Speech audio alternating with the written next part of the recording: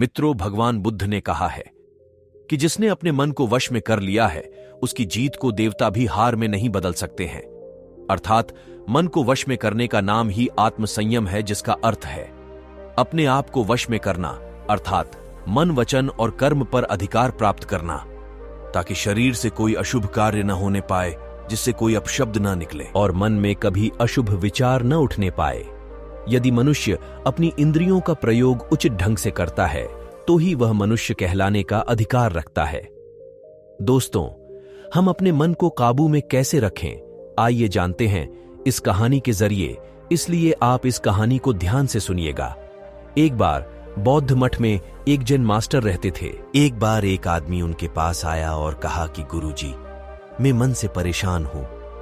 मेरे मन में हर समय कई विचार आते रहते हैं। कृपया मुझे इन विचारों को कम करने के लिए कुछ मंत्र दें। जैन मास्टर ने उसकी ओर देखा और कहा, मेरे दोस्त, तुम हर दिन ध्यान करना शुरू कर दो। धीरे धीरे ध्यान करने से आपका मन शांत होने लगेगा। लेकिन उस आदमी ने कहा कि श्रीमान, कृपया मुझे ध्यान करने के लिए मत कहिए। मैं ध्यान नहीं कर सकता, क्योंकि जब मैं ध्यान करने की कोशिश करता हूं तो मेरे दिमाग में और भी विचार आने लगते हैं, और ज्यादातर विचार नकारात्मक होते हैं जो मेरे दिमाग को और बेचैन कर देते हैं। जैन मास्टर ने कहा कि चिंता मत करो बेटा, यह ध्यान के प्रारंभिक चरण में होता है, लेकिन धीरे धीरे ध्यान का अभ्यास करने से आपका मन शांत होने लगेगा। लेकिन उस आदमी ने कहा कि गुरुजी, ध्यान मेरे बस की बात नहीं है। आप कृपया मुझे मेरे मन को शांत करने के लिए कोई मंत्र दें। जैन मास्टर ने देखा कि यह आदमी इस तरह से समझने वाला नहीं है, तो उसने कहा, ठीक है, अगर आप जिद करते हैं तो मैं आपको एक मंत्र देता हूं जो आपके दिमाग को शांत कर सकता है। फिर मास्टर ने उसके कान में एक मंत्र फुसफुसाया और कहा कि आपको इस मंत्र को बैठकर जाप करना होगा, अकेले।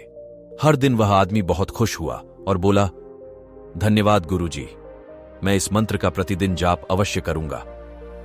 जैसे ही वह जाने के लिए वापस मुड़ने वाला था, जैन मास्टर ने कहा, लेकिन एक बात याद रखें कि इस मंत्र का जाप करते समय बंदर के बारे में न सोचें, अन्यथा मंत्र अप्रभावी हो जाएगा। उस आदमी ने कहा, गुरुजी, मैं बंदर के बारे में क्यों सोचूंगा? मैंने अपने पूरे जीवन में कभी बंदर के बारे में नहीं सोचा। आप इसकी चिंता न करें। और वह वहां से चला गया। वह आदमी खुशी खुशी घर वापस आया और मंत्र जपने बैठ गया। जैसे ही उसने मंत्र का जाप करना शुरू किया, उसे जैन मास्टर के शब्द याद आए कि जब आप इस मंत्र का जाप करें तो बंदर के बारे में न सोचें। जैसे ही उसे गुरु की बातें याद आईं, उसके दिमाग में बंदर की तस्वीरें आने लगीं। वह बंदर के विचारों को नजरअंदाज करने की कोशिश करने लगा, लेकिन जितना ही उसने बंदरों को नजरअंदाज करने की कोशिश की, उतने ही उसके दिमाग में बंदर आने लगे और कुछ समय बाद उसका दिमाग बंदरों से भर गया। उस आदमी ने सोचा कि जैन मास्टर ने मुझे यह निर्देश क्यों दिया? अगर वह जानता था कि बंदर एक मुसीबत है तो उसे इसका उल्लेख नहीं करना चाहिए था। मेरे दिमाग में और कोई जानवर नहीं आ रहा है और बंदर नहीं जा रहे हैं। वह आदमी परेशान हो गया। उसने स्नान किया, नए कपड़े बदले और फिर से एक कमरे में मंत्र जाप करने के लिए बैठ गया। जैसे ही उसने अपनी आंखें बंद कीं, उसे बंदर दिखा। वह जहां भी देखता वे उसके चारों तरफ होते। वह रात को बंदरों को देखता, यहां तक कि वह अपने परिवार के सदस्यों के चेहरे में बंदरों को देखने लगा। आदमी पागल हो रहा था। वह जितना ही बंदरों को नजरअंदाज करने की कोशिश कर रहा था, उतने ही उसके दिमाग में बंदरों की बातें आ रही थीं। सुबह तक वह लगभग पागल हो चुका था। अगली सुबह वह वापस जैन मास्टर के पास दौड़ा और उन्हें सब कुछ बताया और कहा कि गुरुजी, आपने मुझे कैसा मंत्र दिया है? कल तक मैंने कभी बंदर के बारे में नहीं सोचा था और अब मेरा दिमाग पूरी तरह से बंदरों के विचारों से भर गया है और बंदर मुझे एक सेकंड के लिए भी नहीं छोड़ रहे हैं। कृपया मेरी मदद करें और मेरे दिमाग को इन बंदरों से मुक्त करें। जैन मास्टर ने कहा, ठीक है, बस आराम करो और मंत्र पढ़ना बंद करो, कुछ मत करो। वह आदमी निश्चिंत होकर बैठ गया और मंत्र पढ़ना बंद कर दिया। उसे आश्चर्य हुआ कि अब बंदर का तो ख्याल ही नहीं रहा, सब कुछ सामान्य हो गया। तब जैन मास्टर ने कहा, मेरे दोस्त, मैं तुम्हें हमारे मन की प्रकृति के बारे में बताना चाहता था। कभी भी अपने मन से लड़ने की कोशिश मत करो। मन एक गति की तरह है। स्प्रिंग को जितना दबाओगे उतना उछलेगा। इसी तरह आप अपने मन को जितना दबाने की कोशिश करेंगे वह उतना ही मजबूत होता जाएगा। शांत रहें, मन के विचारों को देखना शुरू करें और आप पाएंगे कि आपका मन धीरे धीरे अपने आप शांत हो जाएगा। और मन को देखने के लिए आपको ध्यान करने की आवश्यकता है। अगर हम अपने जीवन में देखें तो पाएंगे कि हमारा मन एक बंदर की तरह है जो हर समय बेमतलब इधर उधर उछलता कूदता रहता है। यदि आप इस बंदर मन को बलपूर्वक रोकना चाहते हैं तो आप ऐसा नहीं कर पाएंगे। जैसे जितना अधिक आप उसके स्प्रिंग को दबाने की कोशिश करेंगे उतना ही वह उछलेगा। इसी प्रकार आप जितना अपने मन के विचारों को रोकने की कोशिश करेंगे वे विचार उतने ही अधिक बढ़ते जाएंगे। विशेषज्ञ कहते हैं कि एक इंसान का दिमाग एक दिन में 36,000 से 80,000 के बीच विचार पैदा करता है। अगर आप इन विचारों को जबरदस्ती रोकने की कोशिश करेंगे तो आप उन्हें रोक नहीं पाएंगे।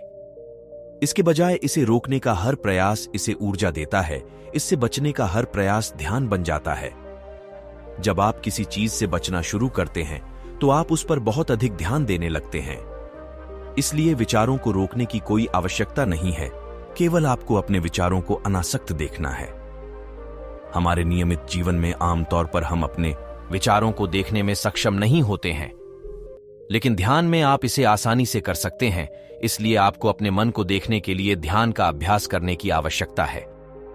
कुछ लोगों का अनुभव होता है कि जब वे ध्यान करना शुरू करते हैं तो उनके दिमाग में अधिक विचार आने लगते हैं, लेकिन इसके पीछे का कारण यह है कि जब हम ध्यान करना शुरू करते हैं तो हमारे दिमाग में छिपे पुराने विचार ऐसे ही निकलने लगते हैं, जैसे अगर आप अपने घर की सफाई करते हैं तो सारा कचरा बाहर निकल आता है।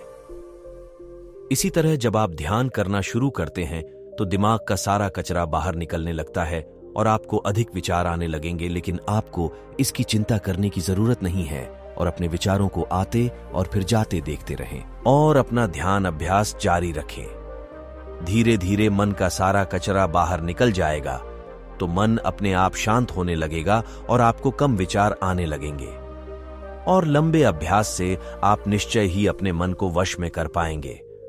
दोस्तों, मुझे ऐसी आशा है कि यह छोटी सी कहानी आपको जरूर पसंद आई होगी। दोस्तों, हम अपने चैनल पर इसी प्रकार की कहानी लाते हैं। आप हमसे जुड़े रहने के लिए हमारे चैनल मूड इंस्पायर्ड को सब्सक्राइब कर लें। वीडियो लास्ट तक देखने के लिए बहुत बहुत धन्यवाद।